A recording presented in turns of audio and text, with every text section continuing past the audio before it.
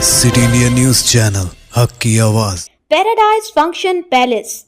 पेब्बेर SI Yogendra Reddy ने खबरदार किया है कि हेलमेट के बगैर गाड़ी चलाने वालों को सख्त कार्रवाई का सामना करना पड़ेगा। उन्होंने कहा कि हर दोपहिया गाड़ी चलाने वाले के लिए हेलमेट पहनना लाजमी है, बसूरत दीगर कानून के मुताबिक सजा दी जाएगी। पेब्बेर पुलिस स्टेशन में मुनाकिदा प्रेस कॉन्फ्रेंस से खिताब करते हुए उन्होंने कहा कि रोड सेफ्टी माह के तहत हेलमेट और सीट बेल्ट के इस्तेमाल को यकीनी बनाने के लिए 10 रोज़ा खुसूसी मुहिम चलाई जाएगी। इस मुहिम के दौरान ट्रैफिक कवानीन की खिलाफ वर्जी करने वालों के खिलाफ जुर्माने और मुकदमात दर्ज किए जाएंगे। एसआई योगेंद्र रेड्डी ने सहाफ़ियों और दोपहिया गाड़ी चलाने वालों को रोड सेफ्टी माह और ट्रैफिक कवानीन से आगाह किया। उन्होंने ख़ासतौर पर देही इलाकों से पेब्बेर आने वाले और यहाँ से शाहराहों के ज़रिए दीगर मकामात का सफ़र करने वाले दोपहिया गाड़ी सवारों को हेलमेट पहनने की हिदायत दी। इसी तरह कारों में सफ़र करने वालों के लिए सीट बेल्ट पहनना लाजमी करार दिया गया। उन्होंने कहा कि ट्रैफिक कवानीन पर अमल करके ही सड़क हादसात में कमी लाई जा सकती है। उन्होंने मजीद कहा कि कम उम्र बच्चों को गाड़ियां फराहम करने की सूरत में वालिदैन के खिलाफ कार्रवाई की जाएगी। इलेक्ट्रिक गाड़ियों की रफ्तार को महदूद किया जाएगा और ड्राइविंग लाइसेंस का होना लाजमी है। आखिर में उन्होंने वाज़ेह किया कि ट्रैफिक कवानीन की खिलाफ वर्जी किसी सूरत बर्दाश्त नहीं की जाएगी और खिलाफ वर्जी करने वालों के खिलाफ सख्त कानूनी कार्रवाई अमल में लाई जाएगी।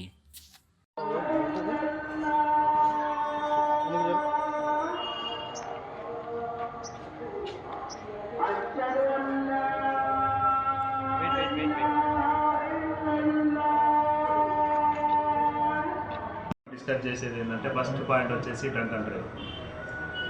ఇప్పుడు ఏమవుతుందంటే మన దేశంలో సగటున చూస్తూ ఉంటే మన రాష్ట్ర ముఖ్యమంత్రి గారు కూడా వీడియో రిలీజ్ చేశారు. ప్రతి 4 నిమిషాలకి దేశంలో ఒక మనిషి చనిపోతూ ఉన్నారు ఓన్లీ యాక్సిడెంట్ వల్ల. ఒకప్పుడు దేశం జరిగిన యుద్ధాలలో కూడా ఇంతమంది చనిపోవట్లేదు, కానీ ఇప్పుడు రోడ్డు యాక్సిడెంట్ వల్ల ఆ విధంగా చనిపోతూ ఉంటారు. అన్ని డెవలప్మెంట్స్ జరుగుతూ ఉన్నాయి రాష్ట్రంలో కానీ దేశంలో కానీ. అన్ని డెవలప్మెంట్ జరిగినప్పుడు అందరికీ అనుకూలంగా ఉండే విధంగా రోడ్లు డిజైన్ అవుతున్నాయి. ఆ విధంగానే రోడ్లు అంత నీట్గా ఉంటున్నాయి. ఒకప్పుడు హైదరాబాద్కి ఇక్కడ నుంచి పోవాలంటే 4-5 గంటలు పట్టేది, ఇప్పుడు జస్ట్ 2 గంటలలో వెళ్ళిపోతాం.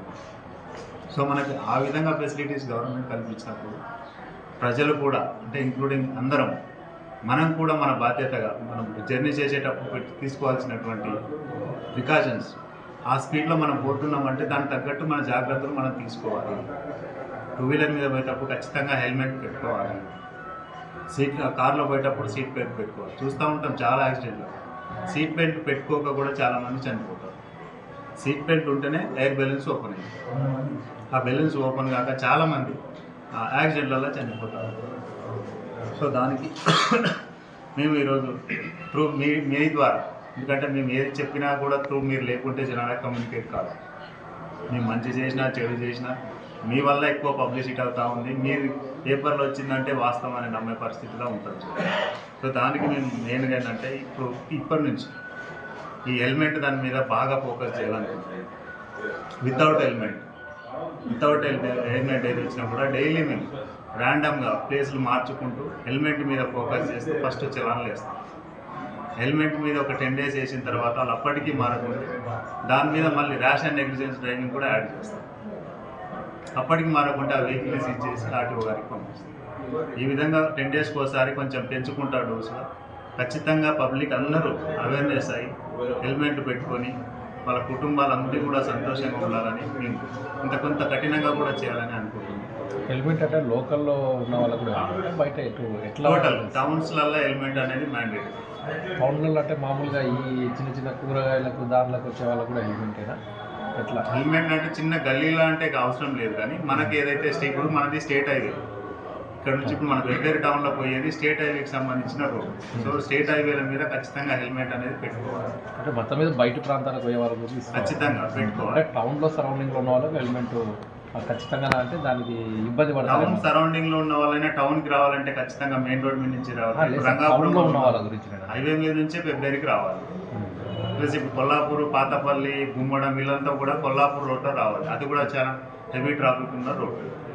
సో ఏదైనా సరే ఎక్కడైనా సరే గల్లీలలో యాక్సిడెంట్ కాకూడదని ఏం లేదు. హెల్మెట్ పెట్టే ఉద్దేశం ఏంటంటే మనిషి కాలు పోయినా చేయి పోయినా పక్కకు ఊసిపోయినా కూడా ప్రాణంతో ఉంటుంది, కానీ చిన్న హెడ్ ఇంజరీ అయితే చనిపోతాము. సో దానికోసం అని చెప్పి మేము ఇక్కడ పెట్టుకోవద్దని ఎక్కడ పెట్టుకున్నా మేము సంతోషిస్తాం. టౌన్లో ఉన్న వాళ్ళకు కూడా కంపల్సరీ పెట్టుకోవాల్సిందే, టౌన్ వరకు టౌన్లో కూడా కంపల్సరీ పెట్టుకోవాల్సిందే. మేము ఈ డ్రంక్ అండ్ డ్రైవ్ ఒకటి స్ట్రిక్ట్గా ఇంప్లిమెంటేషన్ చేస్తాం. ఖచ్చితంగా అందరూ కూడా ట్రాఫిక్ రూల్స్ పాటించాలి, హెల్మెట్స్ ధరించాలి. తర్వాత సెల్ ఫోన్ డ్రైవింగ్ ఇది ఎక్కువ కనిపిస్తూ ఉంటుంది, దీని మీద కూడా ఫోకస్ చేస్తాం. తర్వాత ఈ పెడెస్ట్రియన్ వాళ్ళు ఎక్కడైనా రోడ్లు దాటేటప్పుడు కూడా దాన్ని కూడా తీసుకోవాల్సి వస్తుంది జాగ్రత్తలు. తర్వాత ఈ రాంగ్ రూట్లలో పోతూ ఉంటారు చాలామంది, దాని మీద కూడా కొంచెం ఇప్పటి నుంచి డైలీగా ఇది చలాన్లు వేయడం జరుగుతూ ఉంటుంది.